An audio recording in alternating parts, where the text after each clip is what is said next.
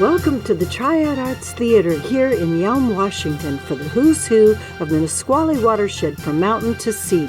Our sponsors for this show are Olympia Federal Savings, Keystone Masonry, Burnett Storage, Yelm Business Association, and the Triad Arts Theater.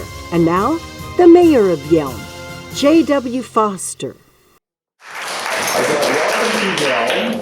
We have many fine things here, and one of them is our community theater. So really appreciate you being here. Tonight we have our moderator or interviewer will be Steve Craig, also a board member of the Nisqually Land Trust and longtime supporter of the theater arts and other community events here in Yelm.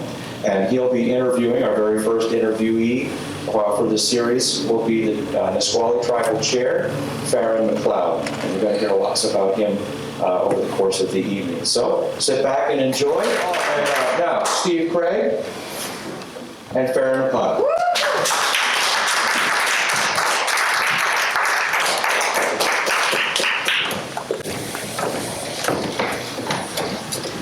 Thank you for coming. And I just want to say just what an incredible honor it is to have Farron McCloud here, Chair of the Nisqually Tribe. And for those of you who have lived here for some time, you have seen an incredible evolution over the last few decades, from starting with virtually nothing to what you see now. And we're going to hear a lot more about that this evening. So I just really want to welcome you. And with a warm heart. So we're going to have a little chat here. Thank you. Thank you very much.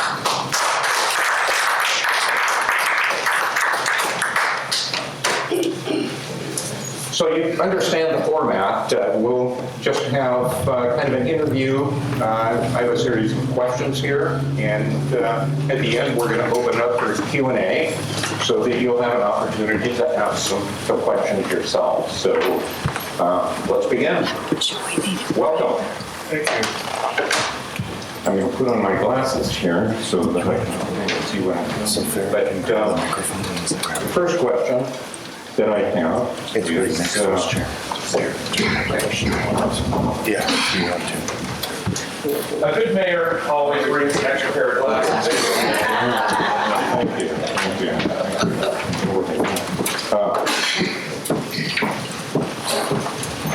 Tell us what it was like to grow up in the Nisqually Reservation and in the Yelm area. This is so, Okay, first of all, I'd like to introduce myself. My name is Farron McCloud. My Indian name is Seattle. My mother was Bernice Cecina McCloud of the Chehalis tribe. My father was Merle McCloud of the Nisqually tribe. My grandmother was Rose Wells McCloud, Nisqually, and my grandfather was George McCloud, Nisqually. My other grandmother was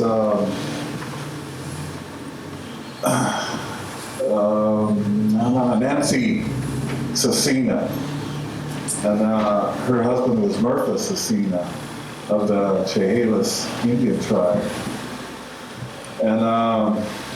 And it's kind of an honor to be here today, you know.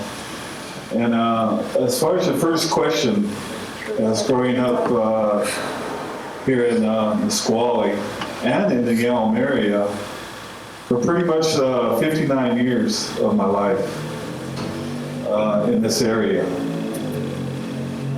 I've seen it change tremendously with our Nisqually Indian tribe, and I've seen Yelm changed, just a great change in Yelm since I was very young. You know, I remember this place used to be Wolf's. I remember Wolf's being the grocery store right over there. And I remember Gordon's Market. And that was the only two markets really that was here in Yelm, in this small town right here in the middle. And of course, that's all changed now. Yelm is a very populated area now. The growth was unbelievable, which I've seen over the years. You know, and the same with our Nisqually, reservation. When I grew up, I still live in the same house my mother and father built, over 40 years ago. I moved back into that after they passed away. So I'm still there. So my roots are still here in this area. And, but we always had, water and electricity at our house. But I'd go right down to the road where our tribal center, and our casino's at now. And I'd stay with my uncle, my grandfather and grandmother. And a lot of people in that area that had their houses there, they didn't have no lights or water. This was in the 60s and 70s. And what they call it now would be a hard time. But what I remember, there was no hard time at all. We'd go down by the river and help them get water in milk cartons by the natural spring water. Get the kerosene lights, and of course you had an outhouse. And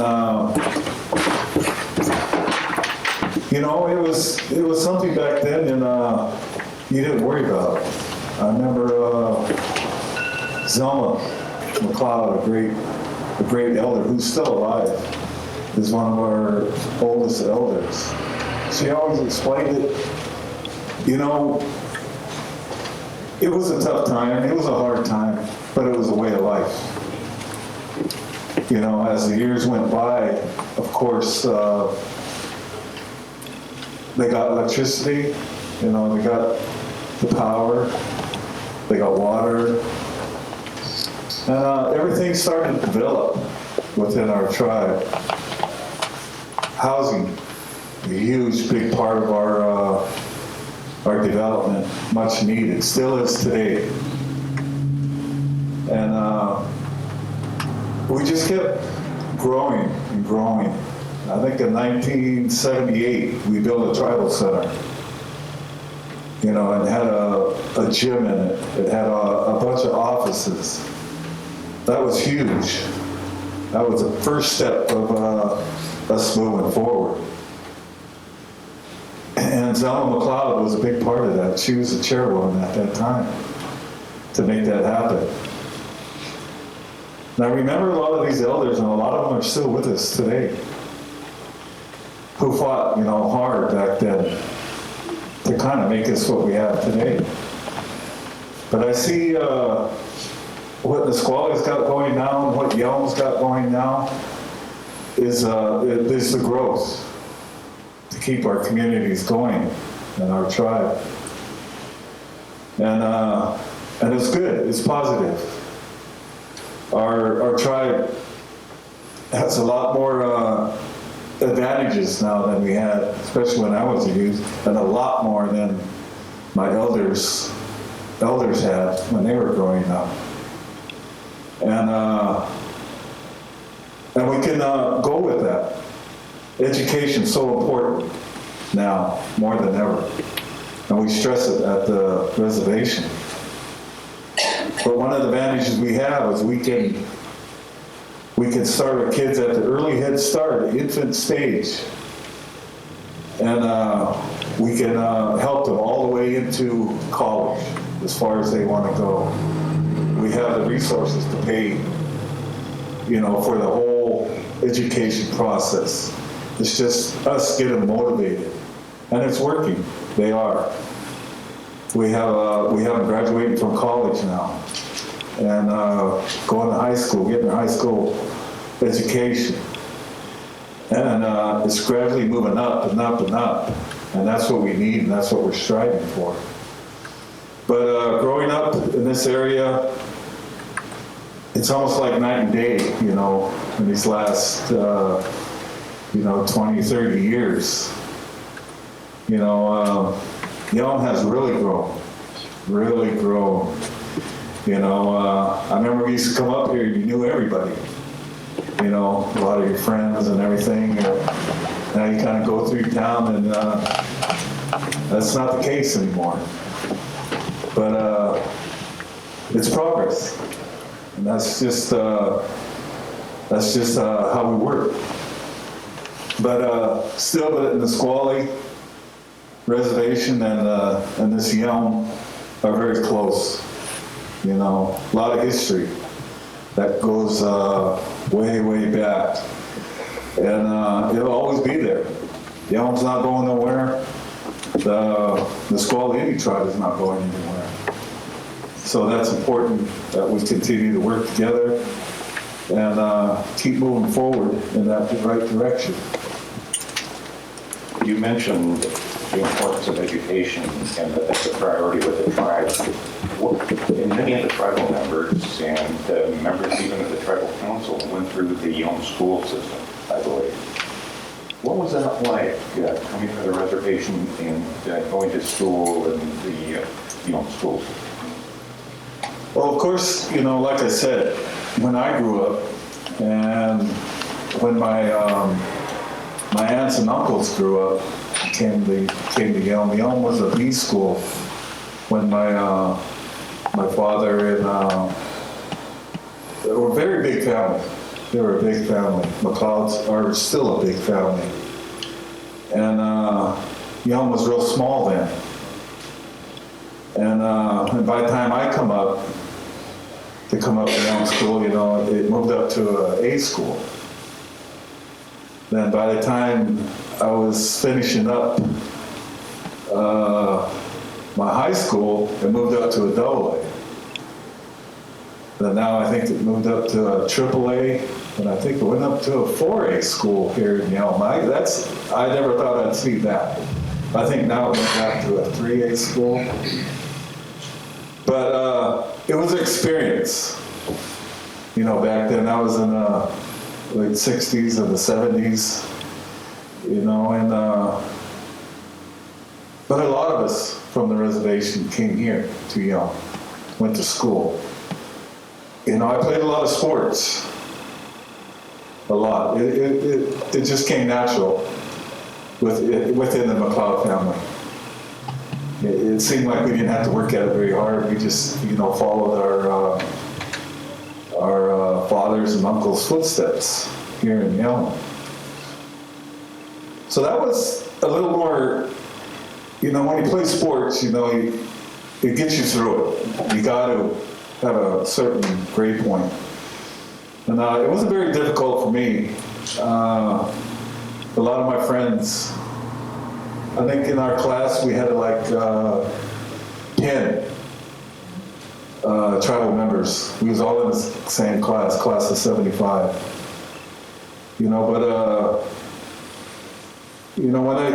I see myself playing sports and I got through it, the process pretty good, but then I talked to my cousins, the women of it, and they had a little more difficulty, which I didn't even know, even when I talk to them now. Of course, back then, fish wars were going on, and there was still a lot of, there still is today, there's still a lot of prejudice in this world. But we all made it. It's just a fact of life. But Yelm has always been pretty good, in our school system. I sent my son up here, and we still had a lot of our tribal people, our youth, come to Yelm and graduate. That's something I'm very proud of, because that's going to go on and on and on. With our education, we had a huge dropout rate for a long time, and but now all that's changing. We stress it. We want to. Even our tribal workforce, we used to demand a GED or a high school. If you just wanted to come to work, we'll help you out. But now we put that in our process because we want them to finish school, get a GED. We want that, because you might not get a job at our reservation. You're going to need that out in the real world. And I don't know how many kids are in the school in Yelm, but I know there's quite a bit up here yet. Our housing, our reservation is growing. And it's in the Yelm district, North Thurston district. And, but that'll continue on forever. Do some of the kids go to Wahelu? Yeah, that Wahelu goes up to the 6th grade. So some of them go down there too, which is a native school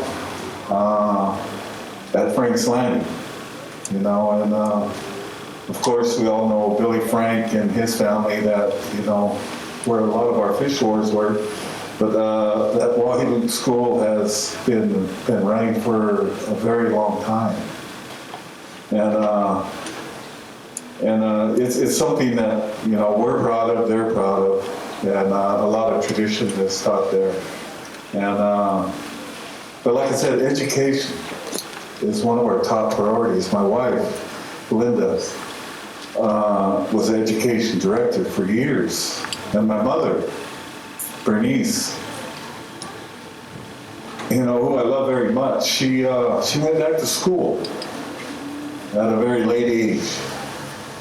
I still remember that we went up to Bellingham. We stayed up there one summer so she could go to class. And she graduated from UPS, probably in her 40s.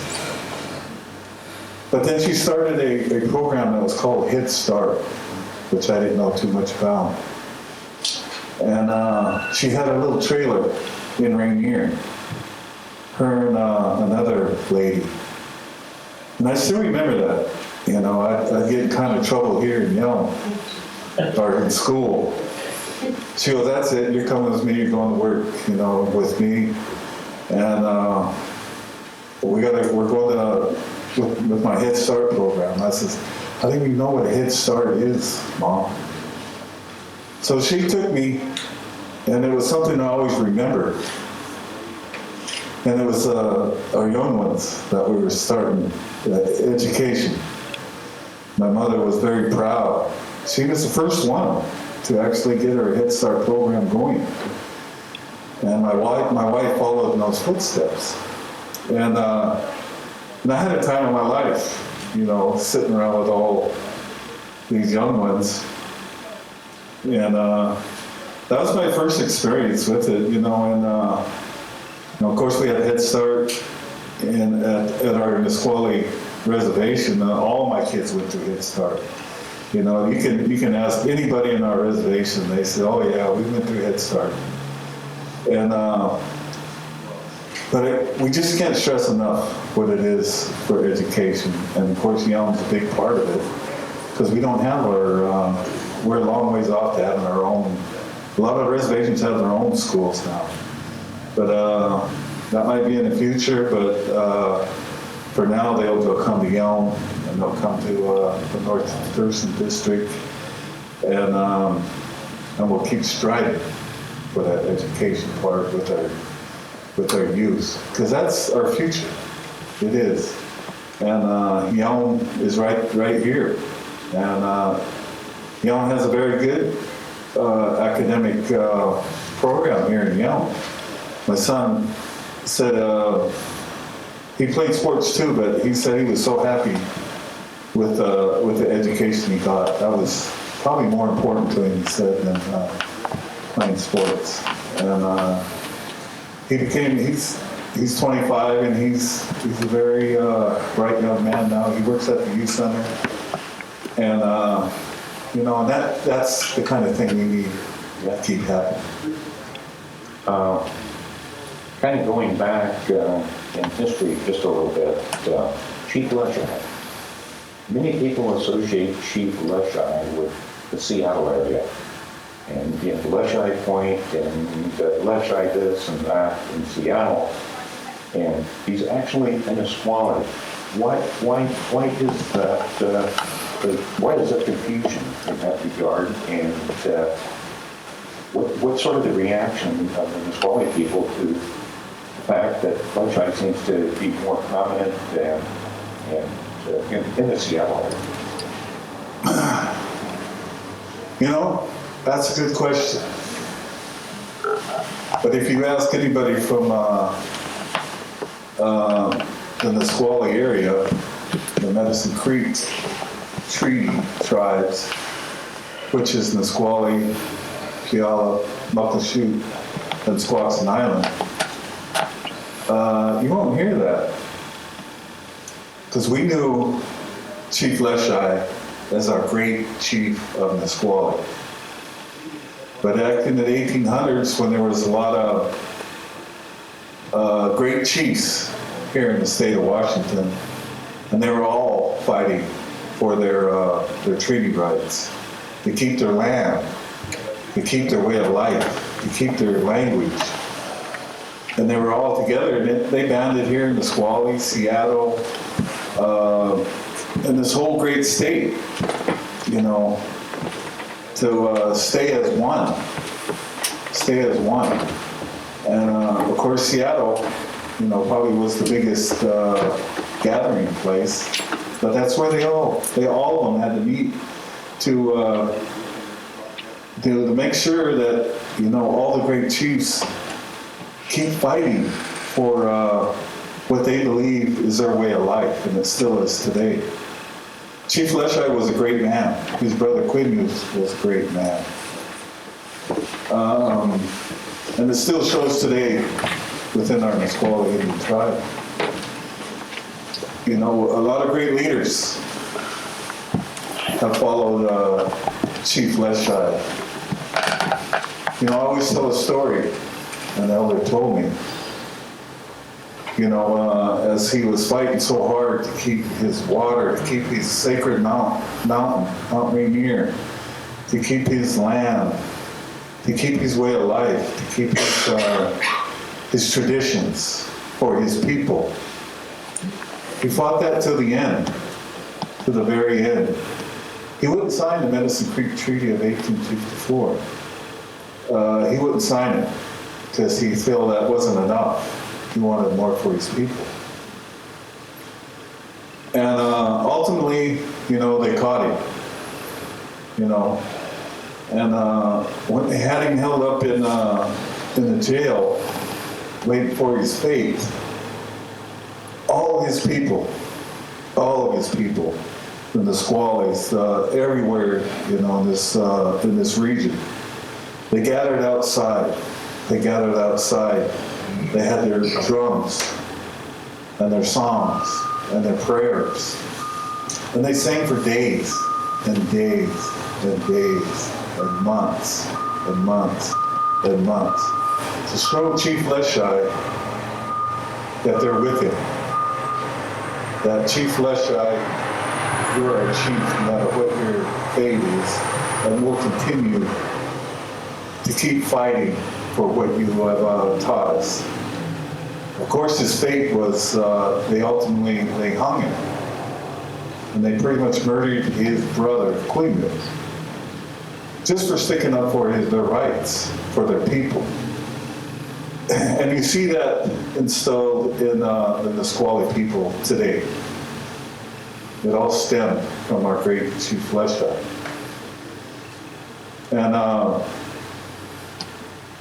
you know, and the great Billy Frank Jr., who I still miss, and who I still love.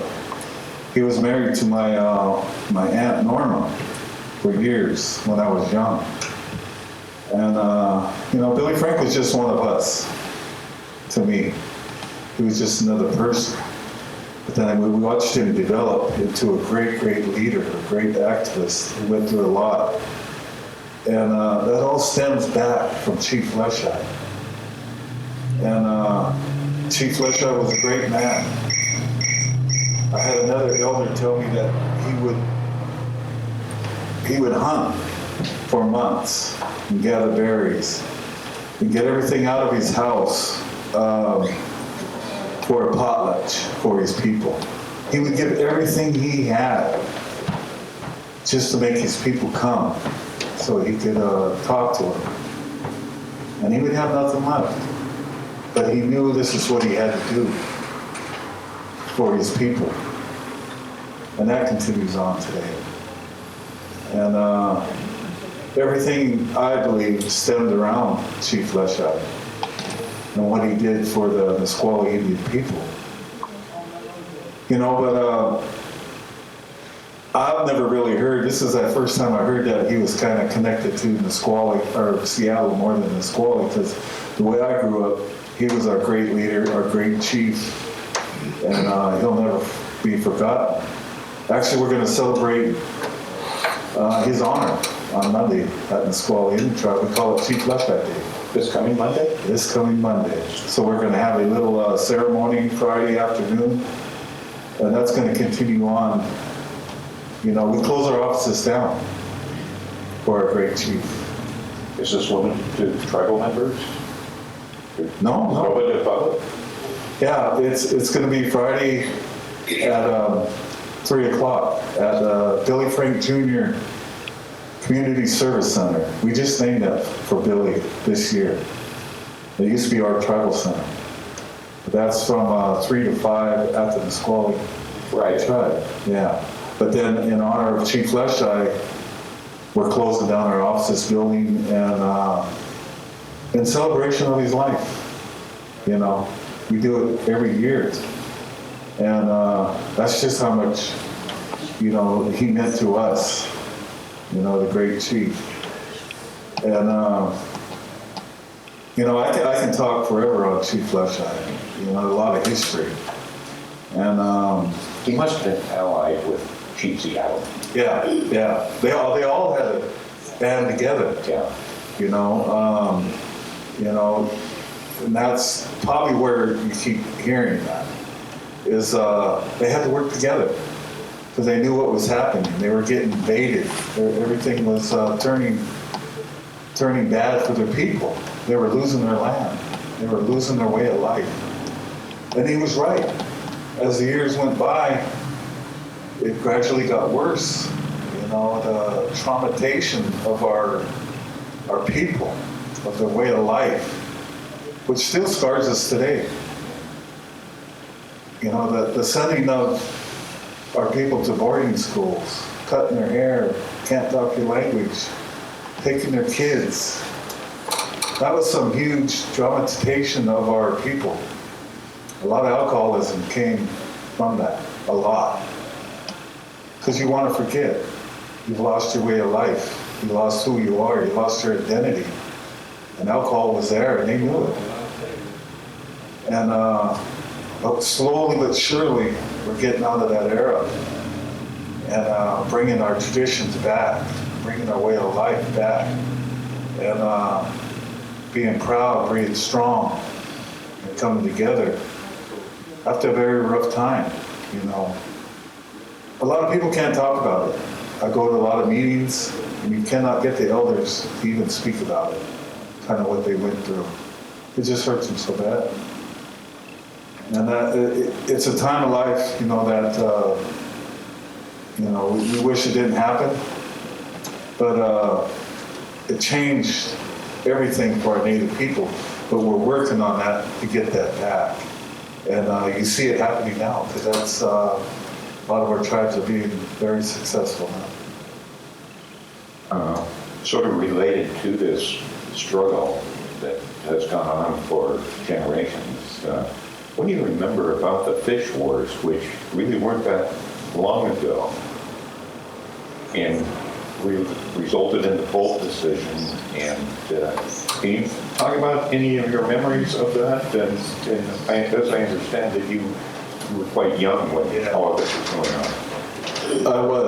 I was very young, and I still live down where I'm living at today. And but it was an era where there was fish wars. You had a lot of Indian activists going on, but actually in Nisqually and then Yelm, was kind of the start of a new beginning, where our people kind of said enough's enough. You know, we need to protect our treaties, you know, the Medicine Creek treaties and all the tribes that were being broken. And we need to fight for them, because really that's our treaties is like, it's like written in stone, you know, and you know, and this country has to abide by it. We gave up a lot.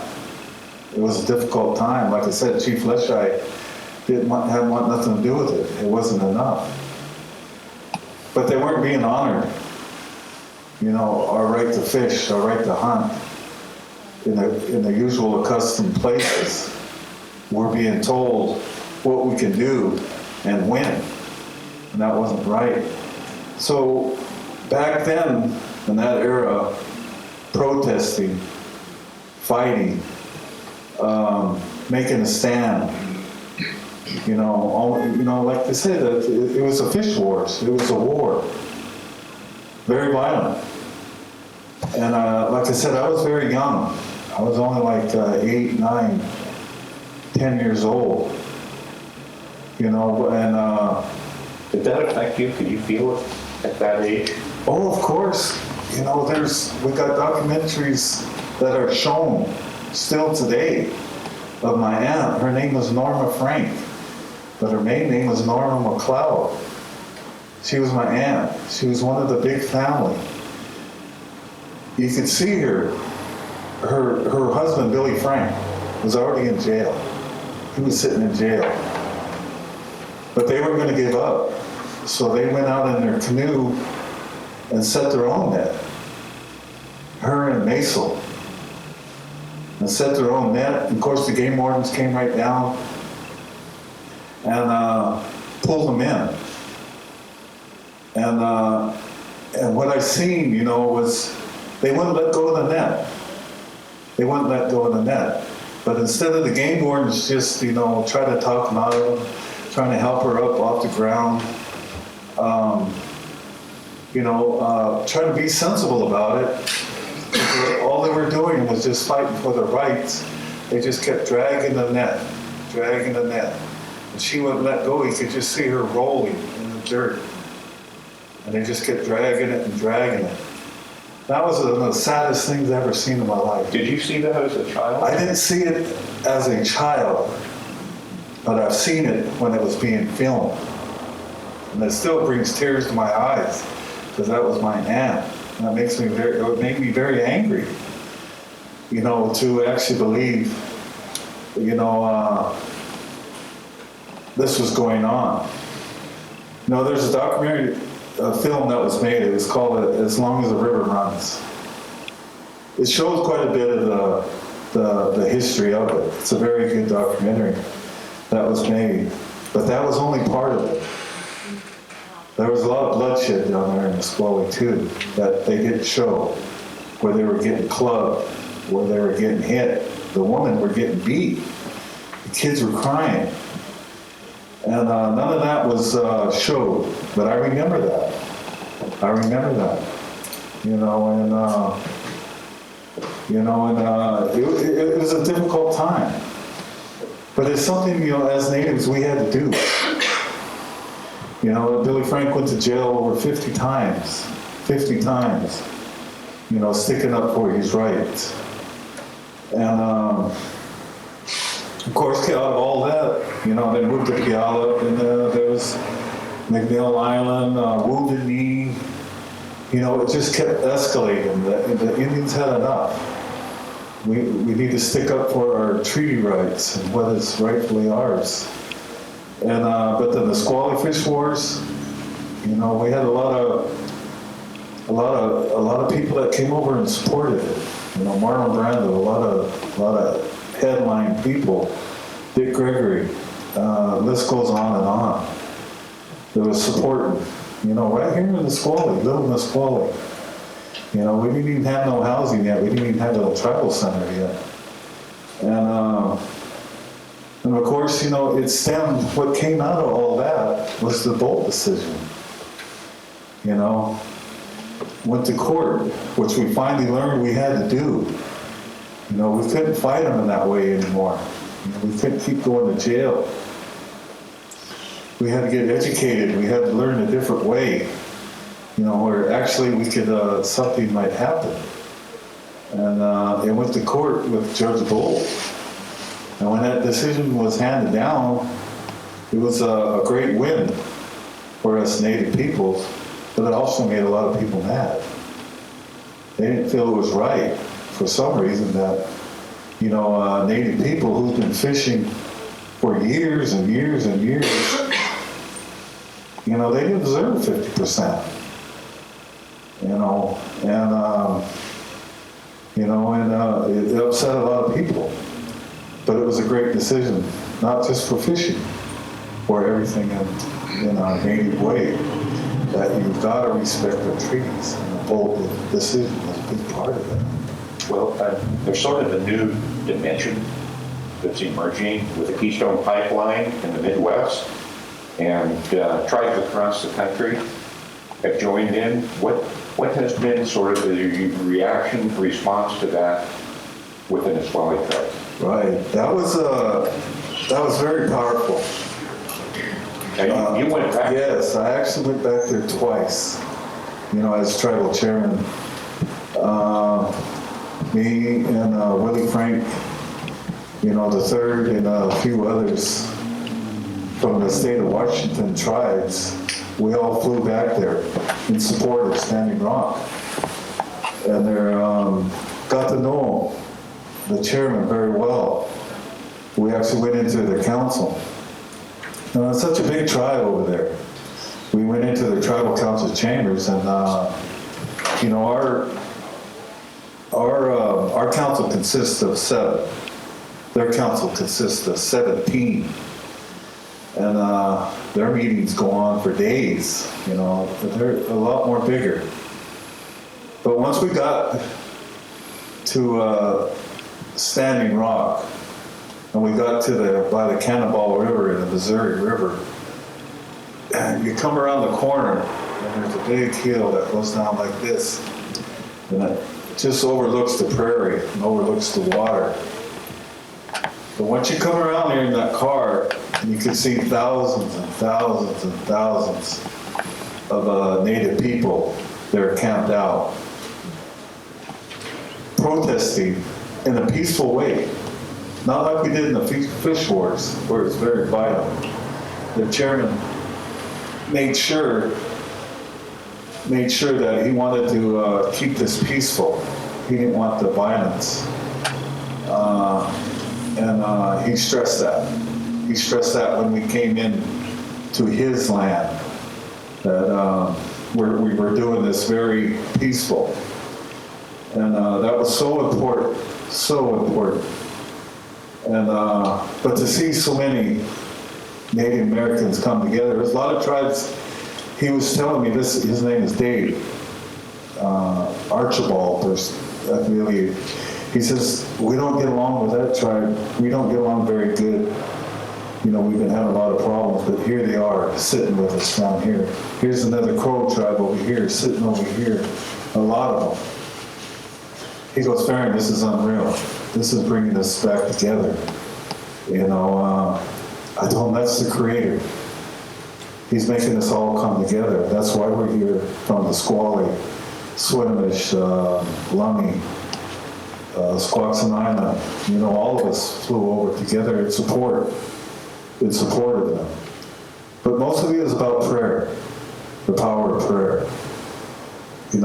They had a big opening right there on top of the hill. And each one of us as leaders that got up there and spoke, it was about prayer. Pray to the Creator, pray to the Grandfather, to protect our people here in a good way. To protect our water, our Mother Earth, and our way of life. They kept calling it the black snake. They didn't want to see that go through their land. The pipeline. Pipeline, yep, that's what it was. Were there, you mentioned there were many tribes from the state of Washington represented that. Were there tribes from all over the country represented, from the Southwest? Yes, yes. They came from everywhere. So let me ask you this question. As you know, President Trump just signed an executive order that put the pipeline back in motion again. Do you think Native Americans are going to continue to be violent and be peaceful? What do you think is going to emerge here in the next few weeks or in the next few days? That was a sad day when I heard that. I think it was a sad day when I heard about the election.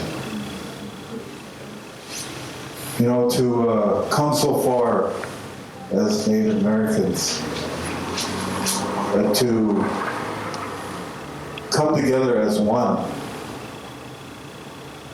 at Standing Rock, to see so much powerful things happening, see so much strength in a good way, a prayer way. To feel that when I was there was unreal. You know, the people I'm with, my wife, and some other people, it bring tears to their eyes. My sister was over there, she was crying. And a lot of people were just crying because this thing was happening. It was working. We're doing this in a good way. Just to protect the environment. Protect what we have to do. And this country's going to have to realize that.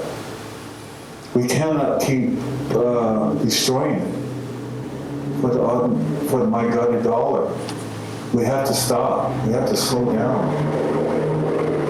And now what I hear, you know, all that effort, you know, that was put into it, all the donations for the people that stayed there for months and months and who are still there. You know, all the togetherness that came, all the teepees that were put up, and all the money that we did to support it. You know, Obama came a long way. The native country loved that man. I went to a lot of his, he called it Native American gatherings of leaders. No other president done that, not one. He did it every year. And, but to see, hopefully, I'm not sure how it's going to turn out. All that success, all that spirituality that came out, all that good, hopefully go to waste and get turned around, and they just continue to put that pipeline in underneath the Missouri River, which makes no sense, because we all know sooner or later it's going to break. Right through their sacred lands, right through which means so much to them. You know, it's a huge step backwards already. Are you hearing from other tribes across the country? Is it too early to say there's an emerging strategy to respond? And clearly there appears a unity among the tribes. But is it too early to say? I think it is too early. I think we haven't had a chance to strategize yet, to actually go back over to Washington, D.C. and have all our tribes meet with this new administration that's coming on. I think we all email each other and say we're going to have to get together, but you know, it's just too early. You know, he just got sworn in last week, but we've been through a lot as natives, but now I believe it's going to be this country, and it's not going to be just the natives that are going to have to pull together. And work through this. Nisqually and our native people, we've been hit so hard, it's really nothing surprises us. But we're disappointed, that's for sure, because we don't know what's going to happen. Even with our economic development, with our number one, kind of money makers, our casinos, and which has greatly helped our people with their education, with their housing, with just about everything, their health.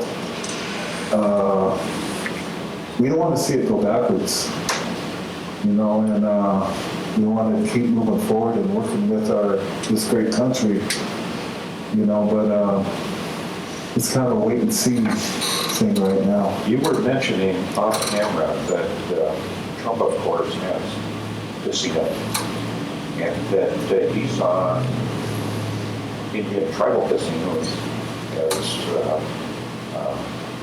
competition.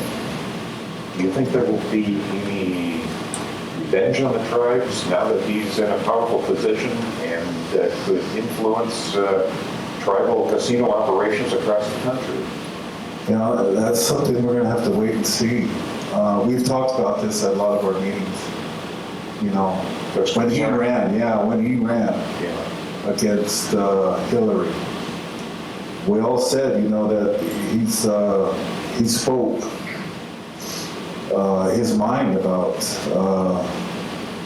Indian gaming. Was saying, his gaming, his casinos are taking a loss because of Indian gaming. And, of course, kind of upsets it. But all we're doing is taking advantage of what was given to us on our little reservations. We gave up a lot more than exactly what we're getting back now. We're just taking advantage. We got smart, we got educated, we got the right people, and I believe the Creator, made this happen, so we can take advantage of our economic development with gaming and other economic development opportunities. And, we were put on our reservations, of course we have sovereignty, we have basically the tax, no tax, and that's just a small part of it, of what we lost. So when we can take advantage of it now and make our people better, make this community better, make Yelm better, Olympia, that's what we'll do. We'll continue to do that. It's not a greedy process. It helps all of us. It helps jobs. I can tell you right now, there's probably a lot of people from the Yelm area work in our casino and Olympia area. So it creates a lot of jobs for all of us in this community. And that's how we look at it. You spoke of Chief Leshon. He was the leader of the Nisquallies. Farron, you are now the leader of the Nisquallies. What's it like being chair of the tribal council and the leader of the Nisqually tribe? What's that been like? Well, like I said, I've lived here in Nisqually and in this Yelm area for 59 years. I was born and raised right here. And I've come to know what our people is all about, and Chief Leshon, and what it takes to be a leader. I've always had that in my genes. My dad was he was a chairman for the Triad Tribe for a little while back in the 60s. And Farron McCloud was the chairman of the Nisqually. She tells me this story all the time. And she goes, Farron, so you got it. It's in your blood. Your mom was a great leader also. And So I was kind of blessed with the leadership part. I struggled a little bit in my life, as we do. I lost my parents very, very young. My dad, when I was 13, he was tragically killed in a car wreck, just right down from the road from our house. My mom got very sick when I was 16, with the vicious disease of cancer. And eventually it took her life when I was 18. So it was difficult times when I was very young. And I struggled. But I had enough instilled in me with my mom and dad, what was in me. But I struggled, with a lot of Native Americans, with alcohol, a vicious disease that we still fight today. But I overcame all that. I had all this inside of me. And I really come to believe in the Creator. But when you get that kind of a feeling inside of you, you've got to get it out. So like I said, I went down and I was a director of a youth center that we just built, our past council. And that was the start of my politics, because I held a lot of events there for our people. And I spoke like I'm doing here tonight with our people.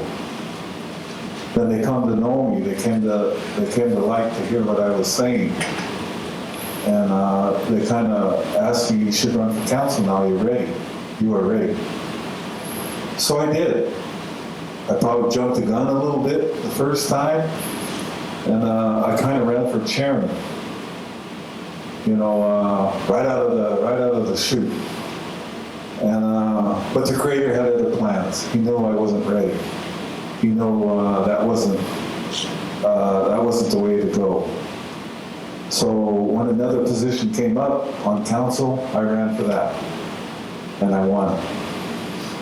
And so I sat on council and learned quite a bit, and that was the Creator's plan.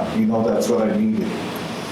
So when the chairman came up again, I ran again, and this time I won.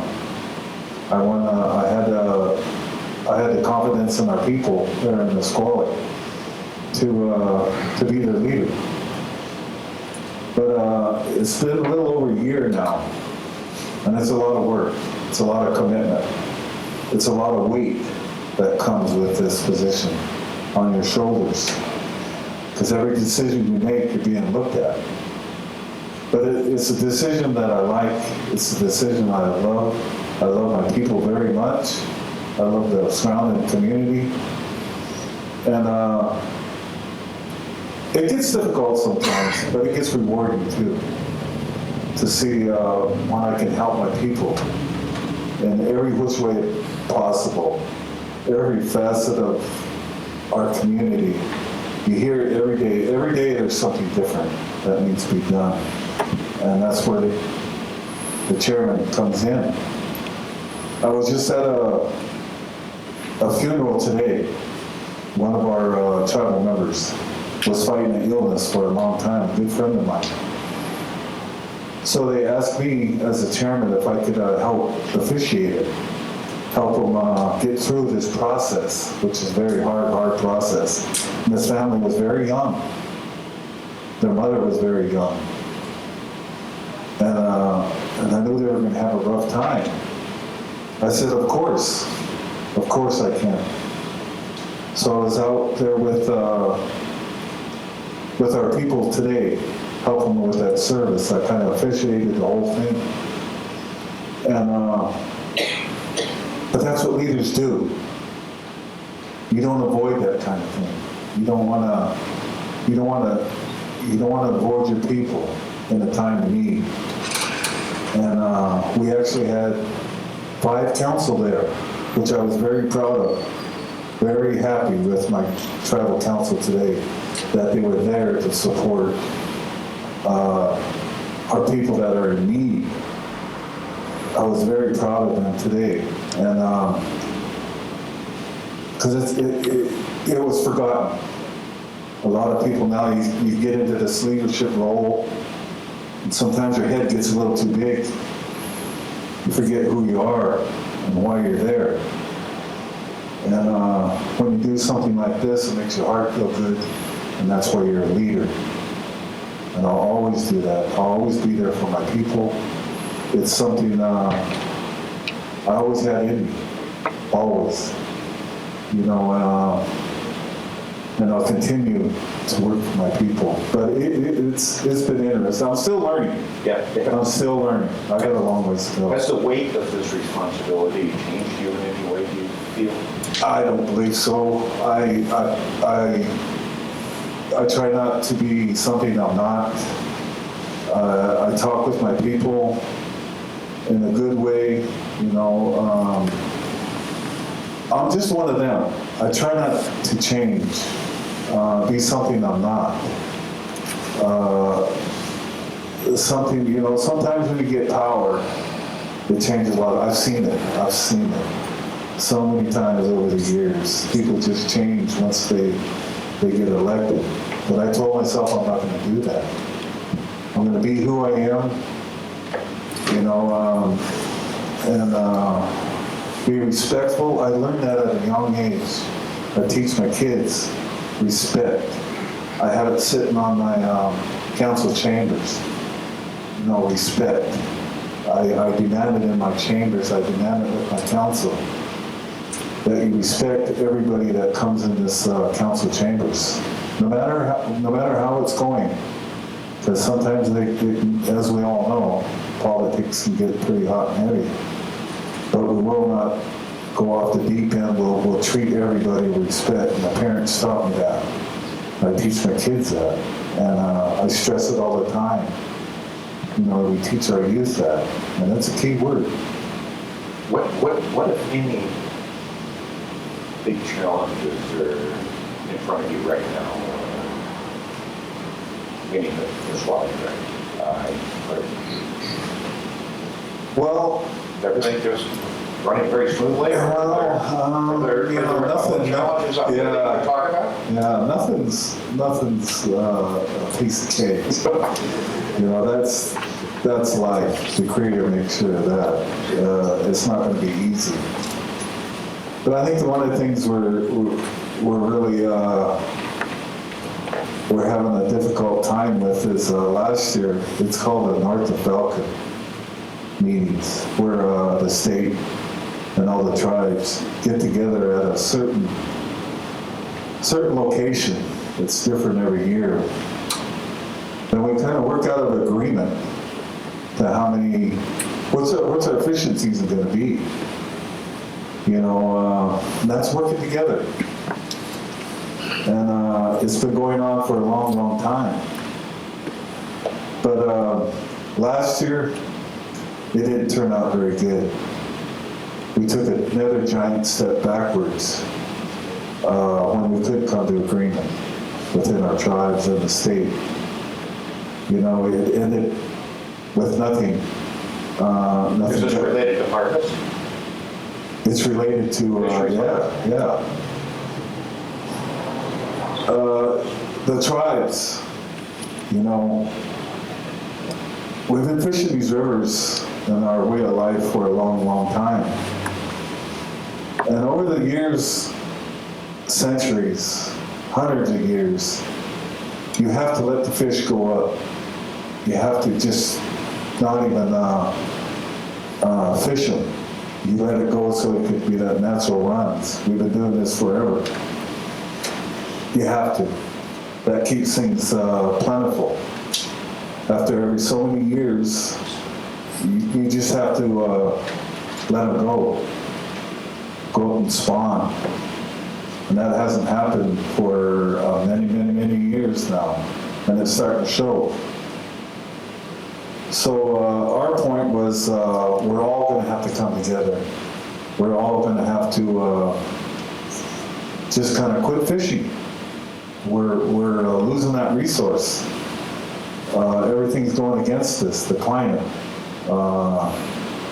the wildlife, the seals. They're all hungry. And there's just not enough fish. So it's time we're gonna have to think of something new and maybe hold off on the net fishing, the commercial fishing, the sport fishing. We're gonna have to let the salmon recover. We're gonna have to work on our habitat. But the negotiations and all that fell through. It didn't go anywhere for the first time in years. So we took a step backwards. A lot of bad things started happening again and bring us back to the 60s and the 70s. But eventually, we had to make some kind of agreement, and we did. It took us a while. It took us a lot of meetings. And it took us a step backwards. But we're going to have to look at our rivers and our habitat and our salmon. It's just ain't what it was. And I don't know if it's ever going to be the same ever again.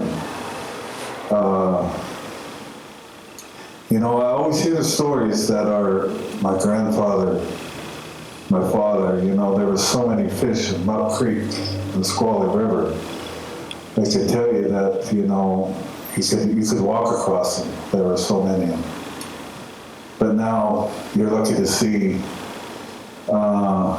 any at all, you know, at the Muck Creek where they used to spawn. And that's just what's facing us now. So we really need to work something out for the future of our people. Not just as Native Americans, but for all the people. If we want to see our rivers with fish in them again. You know, we don't want to tell a story to our grandkids.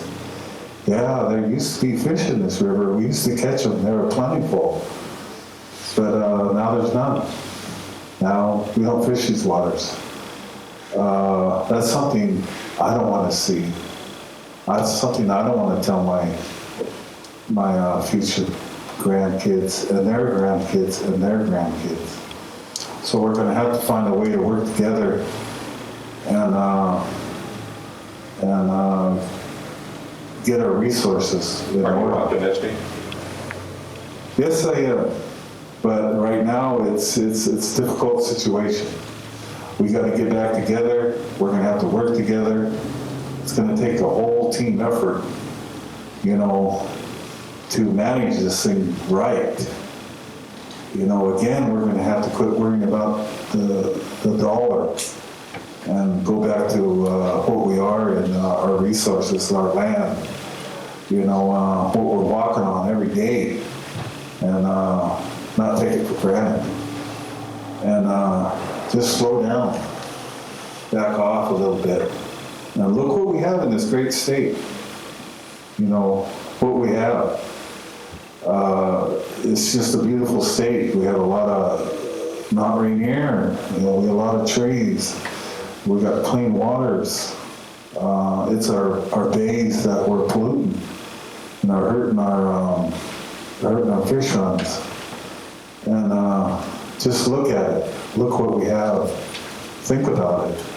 Think about the future is the key. That's what I look at, is the future of our people. One of the very positive highlights of the past year was the canoe journey. What was it like to host that? You know, there were a lot of moving parts to putting that together. What was it like to host that? It was one of the challenges after I got elected. That was put on me right from the get-go. Right from the get-go. It was, it's one of the great things that have came back within our tribes, the canoe journeys. Very powerful, very spiritual, drug and alcohol free.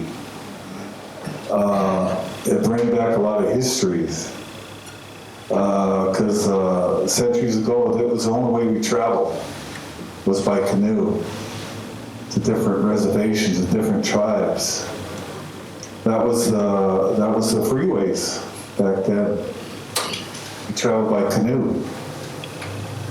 And to see that come back, it started off in Seattle, just really small with maybe 13 canoes.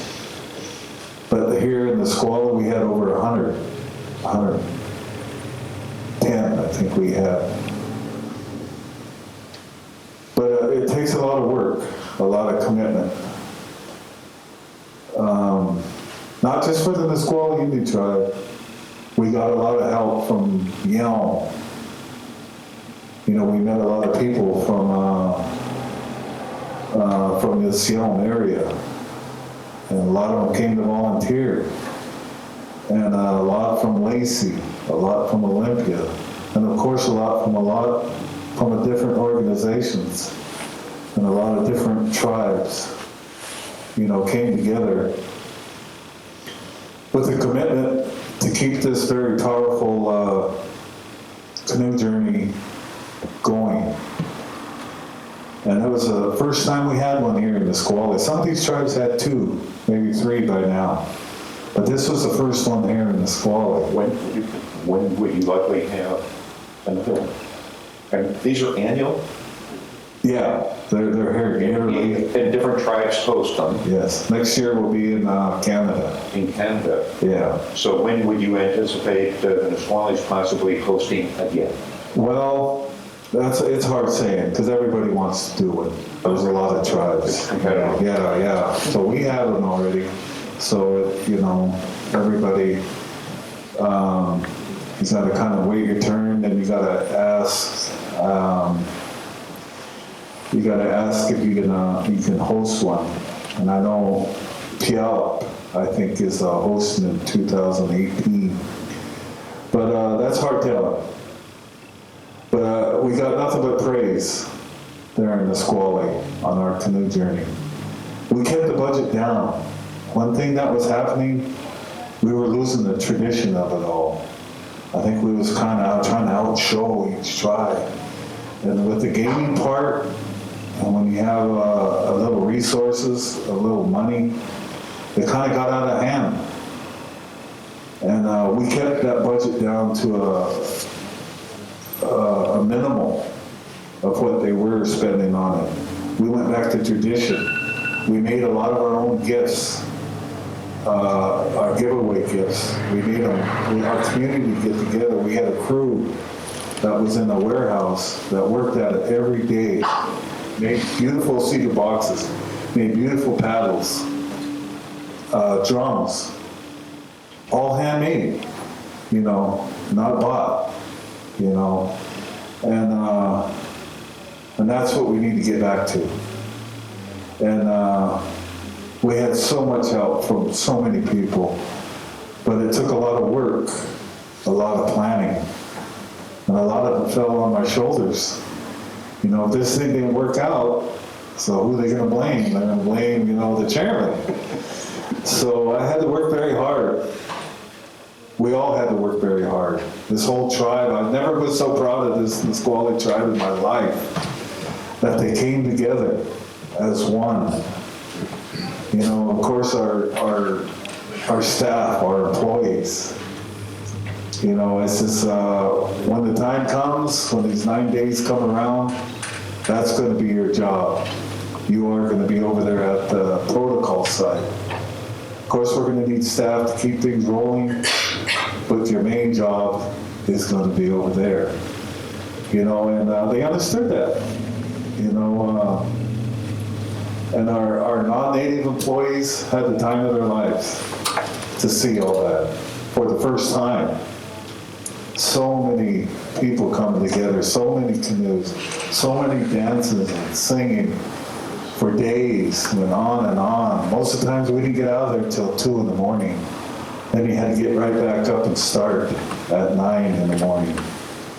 And it was such a great event for the Nisqually Indian tribe and for this community.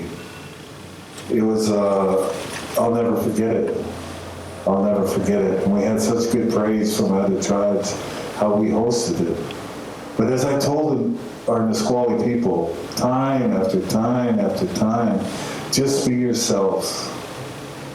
just practice what Chief Leshai taught us. That you are a giving people, that you are a caring people, that you are a respectful people. And you can't lose. There's no way we can fail. And it didn't. It came off just beautiful. And it's something I'll never forget. I continue to praise this communities, and I praise the Nisqually Indian tribe for really coming together and pulling that one off. We had probably over, at the landing site, probably over, 20, 30,000 people down there in the same at a protocol site. And that's a heavy task. Yeah. And you gotta feed them. Yeah. You gotta give them a place to stay. You gotta, keep it sanitary. Nothing's perfect. I'm not saying we didn't have any problems. There were problems, but they were to a minimum. Nothing major. Manageable. Yeah. So we did good, and I was so proud that I was part of that. Do you feel like you're on track with your vision for long-term prosperity with the tribe? Or you feel like you're on the course that is going to sort of ensure prosperity into the future?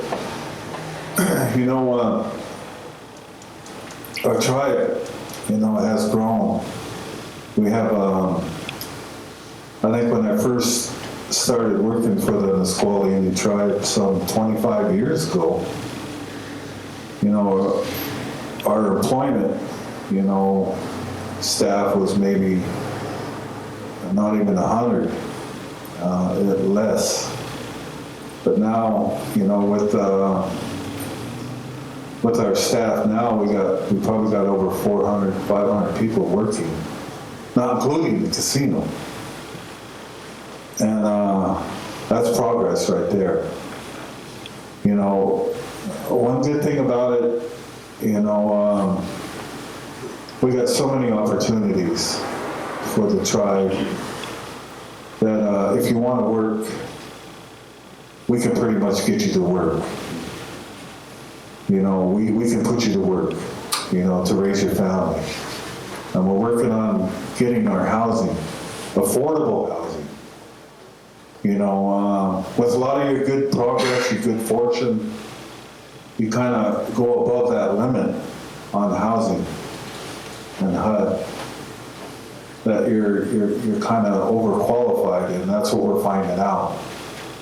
But we have enough resources and funds that we can find to continue affordable housing for our people.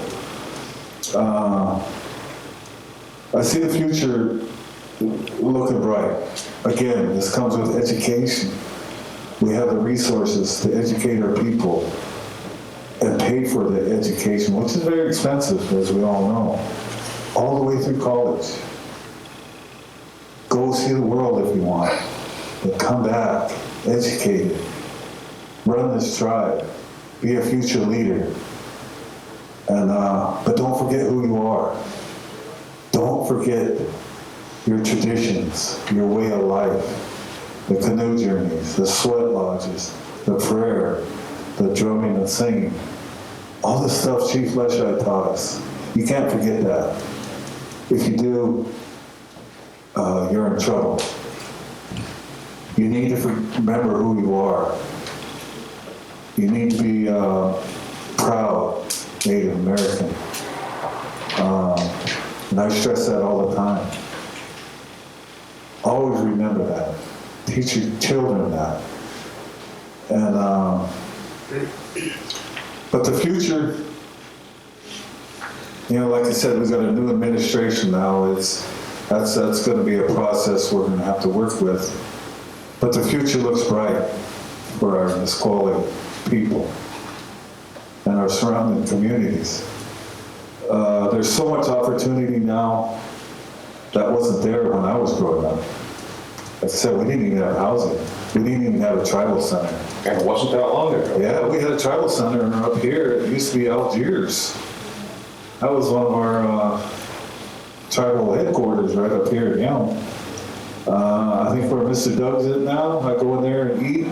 But we used to meet right in there. That's how things come back around. And but now we have a beautiful new facility. We've kind of remodeled our old facility. We named that Billy Frank Jr. Community Service Center. We're working on our health facility to help. We've outgrown our clinic we have now and our pharmacy. We're working on where our protocol site was. That's some 40, 50, 60 acres. That's all going to be housing development now, right there off the road. You just mentioned something that struck me. You said you have a pharmacy? Yeah, we have our own pharmacy. In your clinic? Yes. Okay, well, That's been, we know about high-cost drugs.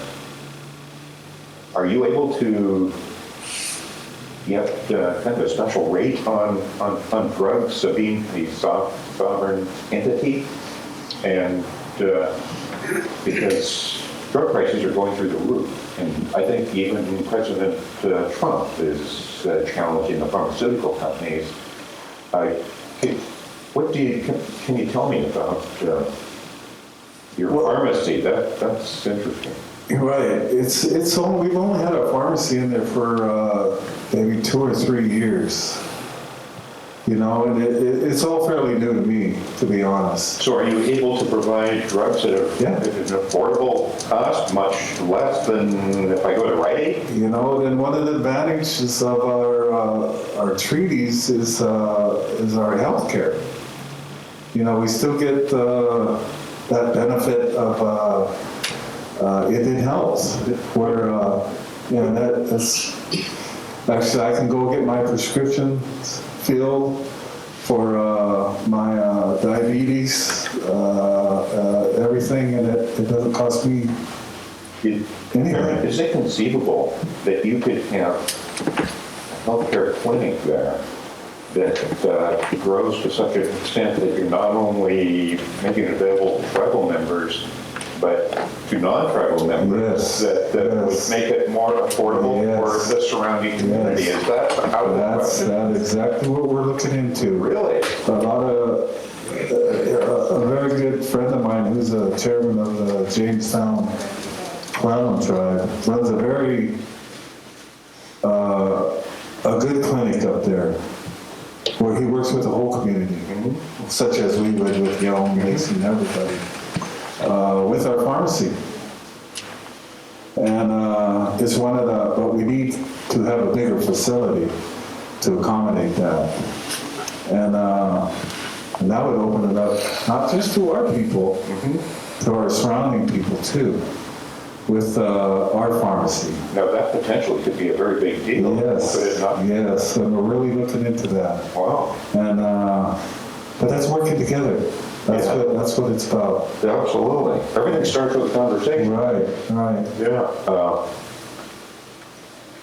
Could you talk a little bit about, now it hasn't been that many years ago that the tribe was perhaps receiving some charity, but now you're providing charity with your charitable fund. Could you talk about that? Because it's a significant amount that you distribute to the larger community.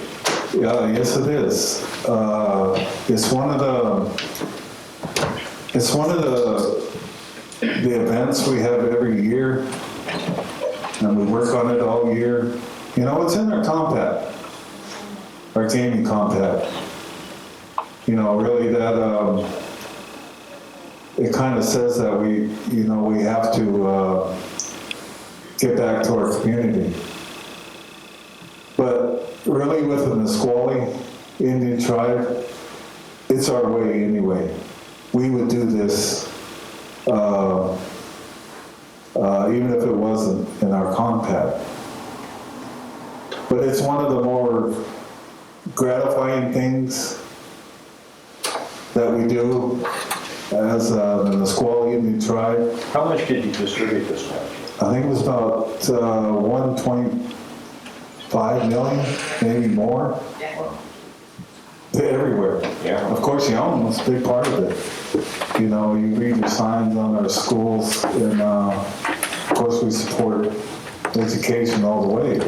And since we have so many natives here in this Yelm area, when we look through the list, you know, they're right on top of the list. So you donate directly to the school district? Yes, yes, yes. By the way, their school board is meeting over there as we speak here, and I was hoping the superintendent could have come, but he did not. Yes, we, you know, a lot of things are unfortunate out there. You know, like the homeless, the food banks, and the people that are in need. That's what we look at. Our fire departments, our medical. We go through this list and we look at the ones that are really important, and that's our schools, you know, and we give these charitable funds every year. But like I said, it's one of the more gratifying things we do in Nisqually, and it's really quite an honor to give back to our community, you know, with our gaming revenue and our other revenues, to give back to our community, to help the people that are surrounding us, because now we know it's important. It hasn't always been good. It hasn't always been, like I said earlier, we've dealt with a lot of negativity. But it's still in our heart. It's still, you can't change who we are. That we will always get that as a Nisqually Indian people. Again, that stems back from Chief Lesha. We always will. And these charitable funds, you know, it's just part of that. We'll seek out more, like, you know, if we see something happening, or, you know, if something happens up here, or maybe a house burned down, or something really tragic, you'll see the Nisqually Tribe right there. You will. You know, if some kind of disaster ever happens, you'll see the Nisqually right there, helping out, chipping in. And that'll continue on forever. So that's just in our blood. And these charitables are part of it. And again, with Yelm and Nisqually so close and so much involvement, we're always looking what we can do to work together with Yelm. You know, a lot of history with Nisqually and Yelm. My dad, Earl McCloud, George McCloud, Orville McCloud, Jack McCloud. All my uncles and aunts all went to school here in Yelm. They were terrific athletes. Terrific athletes. And of course, you know, all their kids followed. But one athlete that I really remember in Yelm, because I was young, I was going to school here in Yelm, and I think you guys still give him an award. It's called the Farron McCloud Athlete of the Year Award. Tremendous athlete. Probably one of the best athletes I've ever seen. He went to school with my cousin Jimmy McCloud. But he had pro written all over him. He was one of our idols, my idol when I grew up. And he went here in Yelm. He just could do it all. There was nothing he couldn't do. Nothing. He's just very gifted. But he was tragically killed in a car wreck. I think when he was 19 or 20, right on our reservation road. But so much history, you know, with your guys' school and athletics and just everything around this community. And I still golf a lot up here in Yelm because it's an easy course, you know. I'm not a great golfer, but I can handle Yelm. Excuse me, but you have 5 minutes left for questions. Yeah, we'll have time. Hang on. You were talking about the deep roots here in Yelm and the connection to Yelm, and everything starts with a conversation. The tribe has invested in Hunts Prairie and some lands to be developed and have been developed down near I-5. And we have the mayor of Yelm here. Do you think there's a possibility of maybe initiating a conversation on investment in Yelm? Do you think there's a possibility that there may be some opportunities right in your backyard here that might be worth taking a look at? Of course. Not knowing, of course, Yeah. what they might be, just. Of course. Again, it goes back with the Nisqually Indian Tribe and the city of Yelm being so close for so many years. And we're still close. A lot of our community still come here to Yelm to do a lot of our shopping to help this community out. Because, like I said, Yelm has grown. You don't have to go down to Lacey anymore. You can do everything you need right here in Yelm now. Shop local. Yeah, everything right here in Yelm. And that means a lot, you know. And the opportunity, when it arises, of course, we'll look into that as we continue to expand the different things, whatever they may be. Because Yelm and Nisqually, just so much history here, so much history. From years ago, when Nisqually was very, very small, when Yelm was very, very small, but to where it's at now. We've both grown tremendously, and we both still work together. And an opportunity arises, of course, we'd be willing to work with Yelm. Actually, I just met the mayor tonight, and I told him I'd be more than willing to come up and meet with the city council, because we need to, and they're more than welcome to come to our tribe, which the past mayor Harding has done, and that's about working together.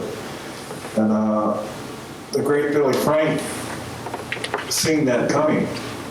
You know, he fought and fought and fought, but he knew that strategy had to change. You have to work together now. You have to form as one. And that's what he did. He went to the Washington, D.C. hundreds and hundreds and hundreds of times. And fought in a different way then, because he knew he had to. And that's what he taught us too, that you have to work together, you know, for us to survive. And I think now more than ever, with this new administration, that we're really going to have to come together and work hard and continue to keep moving forward. So if something did come up with Yelm, we certainly would go to that venture. Because we just got too much history. We're too close. We're a brother and sister. Yeah. I've asked you a lot of questions. We've had a great chat here. Is there anything that I haven't asked you that you would like to bring up? Well, I'm just kind of here for, it's still kind of honor for me to be part of Yelm. And this is, once I walked in here, this is kind of a unique place, It kind of make me chuckle. I said, well, what am I coming into here?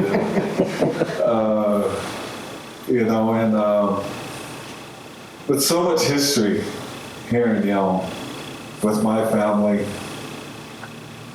with my grandfather's family, with my aunts and uncles' family, our past chairmen, our past council. Yelm is still a big part of my life, big part. And, like I said, the Nisqually Tribe is we're not going nowhere. Yelm is going nowhere.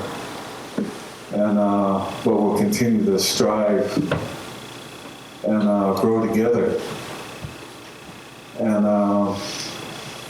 like I said, I still have a lot of memories of growing up here in Yelm. A lot of good coaches. The one man I still remember like it was yesterday. Like I said, my father passed away when I was 13. But his name was Harry Southworth. They named the school down here. I still remember him as my freshman coach, as he was like a father figure to me. I remember him picking me up at my house. That's when they had the district playoffs down there in St. Martin's. He'd pick me up all the time. I'd go help him make popcorn. But mainly I just watched game after game after game after game. And wishing that I'm going to be there one day. And I was fortunate we were. Back in 73 and 74, we made it down there to the districts, and we actually made it to state 2 years in a row. And I'll always remember that, being a tornado. But I really don't have any questions. I just feel the Nisqually Indian Tribe and the city of Yelm, with so much history, will continue to thrive together, work together, move forward together. And I don't see that ever ending. There's just too much history with the Nisqually Indian Tribe. And maybe at some risk, I'd like to make a proposal. And I don't know if you'd be open to this or not, but this also involves the mayor. Are you still sitting here? You're here. This is a what-if question. What if the tribal council got together with the mayor and city council on some kind of regular basis? Maybe quarterly is too much, but maybe twice a year, and break bread. I know our mayor is something of a foodie, and he loves food, and I've seen him many times, be able to kind of cut to the chase in an environment where you're feasting together. Is that something you think you guys would be open to that? You could be at the community center one time and then be down at the tribal center the next time, and maybe a couple times of the year that happens. that is so easy, it's easy. Would that be easy, Mr. Mayor? It's very easy. One of the things that, I kind of started when I got on council, I call them the informational dinners we do quarterly on different subjects, any kind of subject. We have one coming up in a couple weeks. And this would fit in right in that mode, to maybe have the mayor, the city council of Yelm, come down to a informational dinner. It's very traditional. We honor an elder. We, like I said, break bread. We have a very traditional dinner. Then we have a chance, such as we're doing tonight, maybe for the mayor and maybe some of the city council to get up and speak and maybe talk a little bit about the history of Yelm and Nisqually and get to know our people. And we do this quarterly. We can do this. It's one of the things that I'm very proud of, that being on council, that we got started, because communication is so important with, with our people. It's on different things. We had one with the Fort Lewis. I think we had a representative from Yelm with their HIMARS rockets. We had, that was very controversial. I oppose that. I says, when the Nisqually Tribe has, we gave it up our land. They condemned a lot of our land so they could make Fort Lewis. And we put up with, I'm sure Yelm does too, we put up with the helicopters, the practicing, the firing range, the tanks, the trucks. It's kind of a common thing for our reservation because we're surrounded by it. And to actually wanted to leave Yakima and bring their HIMAR rockets to kind of shoot so close to our tribe, it was unreal to me. I said, we don't need any more. We don't. But we protested it. And of course, they went ahead and did it because it's hard to stop. So now we're just waiting on the answer to see if they're going to do it yearly, twice a year. And but it's things like that we have these dinners for. But to have the mayor come down and things like that would be great. So you not only we do them all the time. You not only talk about the history, but you talk about any issues, opportunities related to the future. Yes. Awesome. Yeah. That'd be fantastic. And it works both ways. Be willing, the council be willing to come together. You like that? I love it. Love the idea. Fantastic. Okay. We've been chatting for some time here, and I'm sure people would like to take a little bit of a break, but they probably have some questions that you would like to ask. So can you stick around just a little bit longer? We'll take a quick, maybe 5-minute break and then reconvene. Is that? No, this is good. You just, Let's just. you want to go straight into the question? This is at 9. Okay. Well, one of the conditions that I'd like to mention is you're all aware of kind of an issue surrounding the tribal jail and the fact that one of the individuals incarcerated died, and it's in litigation, so we're not going to take any questions on that subject for that reason. So, but pretty much everything else is fair game. So, who's first? No, I'm actually, I'm going to Ed because he knows more than I do. I believe this mic is on, so you can just step up to the mic and ask a question. And Yeah, my hearing isn't the greatest.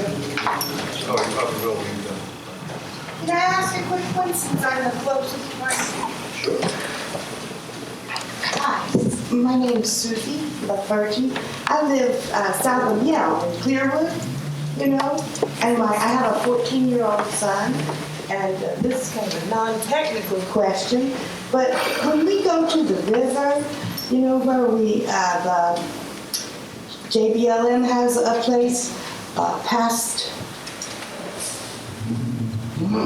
the road where you go to Frank's Landing? Yeah. Reservation Road goes to it, and there's a little river bend. When I take my son to Riverbend, can you please tell me where it is that the Nisqually's fish? Am I thinking if that's the right place right there? And we haven't been to the preserve yet. Real quick. My son will want to know.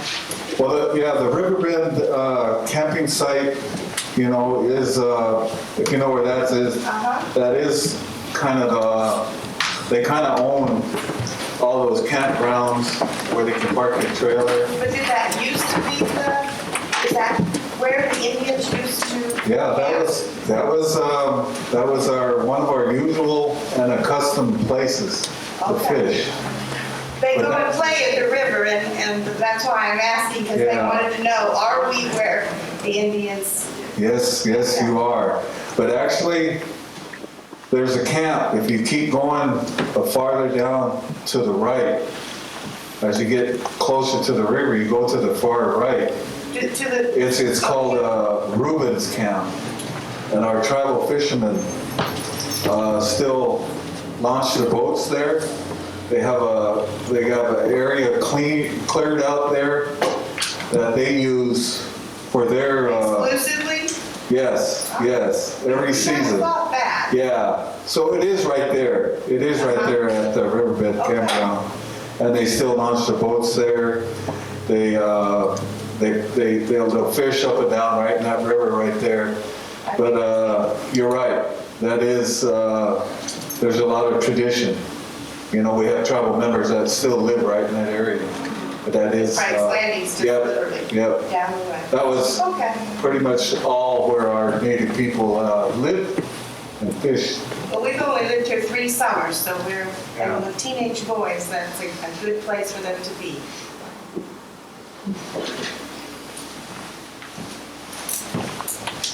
Hi, Chairman McCloud. Thank you for your positive message. It seems to me that considering the tone of the federal situation right now, things are pretty iffy. I have a couple of questions. One is, when you were at Standing Rock, were you there when the veterans showed up to help when there was things were coming to an apex and a bunch of military veterans showed up to help support you? Were you there at that time? Actually, not at that time. Actually, there was 2 kind of protests going on. The one that I was at was right where everybody gathered, and that's where everybody came and they stayed there for days and months. And that was a lot about prayer and standing together. And of course, I think we all know there was actually protests where they were actually digging. Actually, there were heavy equipment. There were people there. That was a lot different than where I was at. It got a lot more, a little more violent there, where they were actually pepper spraying, and I think they were putting dogs on them and arresting them. That part I didn't get to see. That was further down the road. And I know the veterans. There were so many people, so many veterans, so many elders, so many non-natives from all over the world were there to help support this effort. But to me, there was kind of the gathering part. Then there was the people where there was actually where the bulldozers and the construction that was going on. That was a little different protest there. That was a little more heavy protest that I didn't really get to see. So I think there were just certain people allowed into that one. All right, thank you. And my next question is, I've been working for the Nisqually Valley News for about 15 years.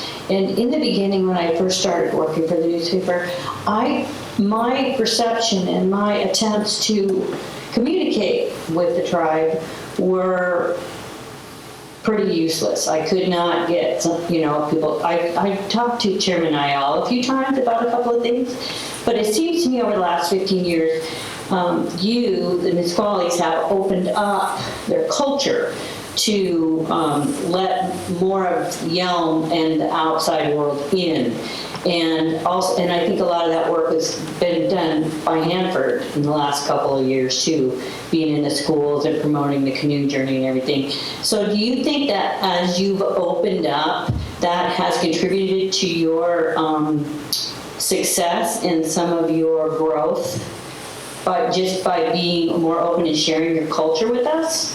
Of course. Hanford is actually a sixth council member now. He's my cousin. And he grew up, right back here in Yelm with Janet and Don McCloud. Janet was a very powerful lady, activist.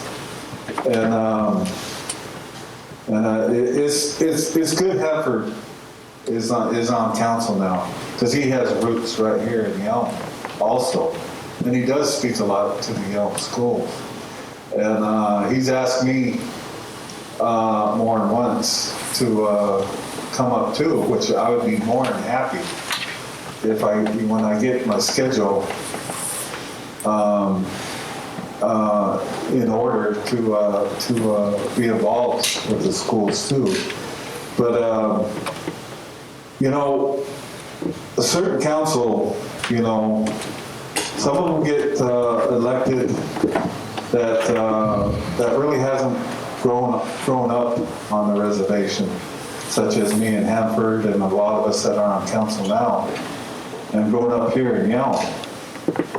And that's kind of why I'm up here tonight, because Nisqually and Yelm are so close, and it should be a wide open relationship.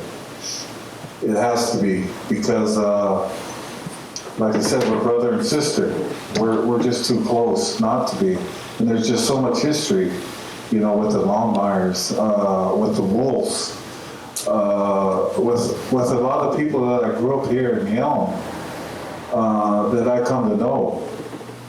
And my parents came to know. My grandfathers came to know. And that must stay open at all times. And it will. It will. Because the people in these schools here in Yelm need to know about our history too, in a positive way. Thank you. I have one more question. I'll sit down while you answer.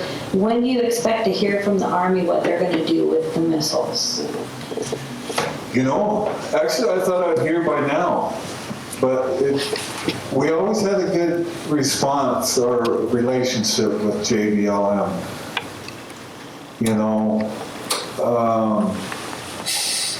But to me, it's always been kind of one-sided.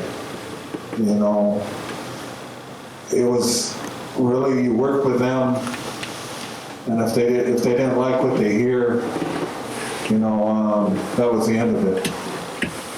And they weren't very pleased, with what I had to say with these HIMAR rockets.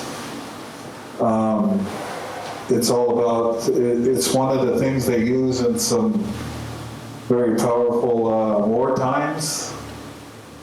It's one of their weapons. And I had a hard time trying to figure out, when you're out there over in Yakima, you're in a desert, secluded area, why would you need them transferring back over here, right in our back door? So close to Yelm, to Lacey, and really close to the reservation. We looked at all the maps, and Nisqually was almost right in the middle of it, just off to the right of us. So we had a lot of things set up to monitor these rockets. And I actually was in Washington, D.C. at the time when actually they were going off. But I did get back to hear a couple of them. And it's something that I don't want to put my people through 2 times a year or whatever times they ever want to keep practicing. I don't think Yelm needs it. I don't think Nisqually needs it. And Roy and Lacey, they talked about their budget. That it would save money. And I talked with all the colonels and everything, and I kind of expressed I didn't know our budget, our defensive budget was that low that you need to move those rockets from Yakima over to a populated area. And it kind of strained our relationship. And, but they haven't responded back to us at all of what the future of those HIMAR rockets are. You know, if we'll continue to disagree with them, we'll continue to actually protest it, as I think it was kind of I think they're a lot louder when they actually, you know, really want to practice these HIMAR rockets. I think our people have put up with enough. They condemned our land across the river, you know, so they could make Fort Lewis, and they put us on the other side of the river. And Fort Lewis is around us enough as it is, like I said earlier, where it's a fact of life that you hear the shelling. Sometimes it's loud, sometimes it's not so loud. You got to stop for the tanks to go across the road. You got to stop for all the military up and down the road. Nighttime, they shell and practice. And that's just a fact of life Nisqually's always putting up with. And the Yelm area, and the Roy area, and the Lacey area. And to take it one step further is a little too much for me. We do enough. We put up enough with the maneuvers as it is. And the Nisqually Tribe is stuck right in the middle of it. And so, to answer your question, we haven't heard anything back from it. It went back to Washington, D.C., but we're not sure of the outcome. We're just kind of waiting and see. Thank you.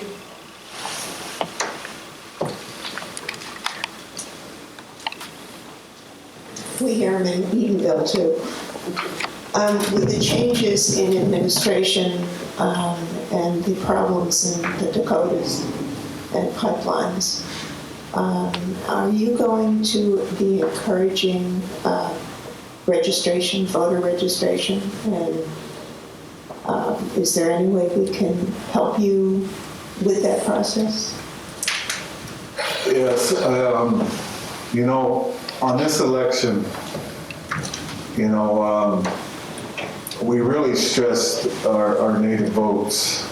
We really reached out to our people that we need to get out and vote. With Trump in the limelight, and then even to make it there to run against Hillary, I think it kind of gave all of us, our native tribes, a scary thought. And to me personally, I didn't think it would happen. I don't think Trump thought it would happen. And it kind of threw us all for a loop. But yes, you're right. We have to get our votes together. You know, Hillary won the popular vote, you know, but lost on the electoral. And I guess you could say I'm still kind of in shock. You know, but reality is setting in. And we talked this a little bit with the mayor and everything, and but we're going to have to stick together now more than ever. We are, and see how it pans out. And but like I said, we as Native people have been through so much in our lives. You know, it could be just another stepping stone that we'll have to conquer and hurdle and move forward. But I think this country is going to have to stick together, work together. You know, he's already making decisions that that it's going to be tough to understand. And he's only been in there, a week. But to me, I'm a firm believer in the Creator, in prayer, and a lot of praying, and that this country holds together and sticks together. In the states of Washington, we work good as a Nisqually Tribe and our native people. We work good with the governor, Inslee, Patty Murray, Denny Heck, Derek Kilmer. We have very good relationships. I do. And this whole, a lot of our tribes do. So I think in the state of Washington, we can continue to work with our other political leaders in a good way. You'll see that, as long as we work together and stick together, we'll, with a lot of praying, we'll continue to move forward. But we must stick together. Like I said, we must work together to get our votes together, and hopefully 4 more years, the outcome will be a little different. Any other question? If not, thank you so much.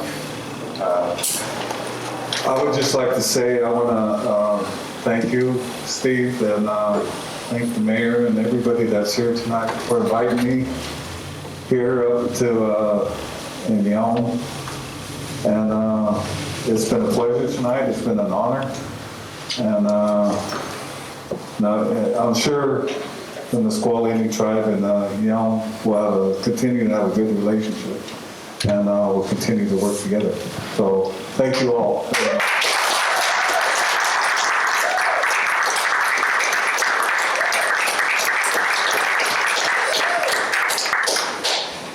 Thank you for coming. Everything starts with a conversation, and I have a feeling this is going to lead to something. And it's been a great pleasure.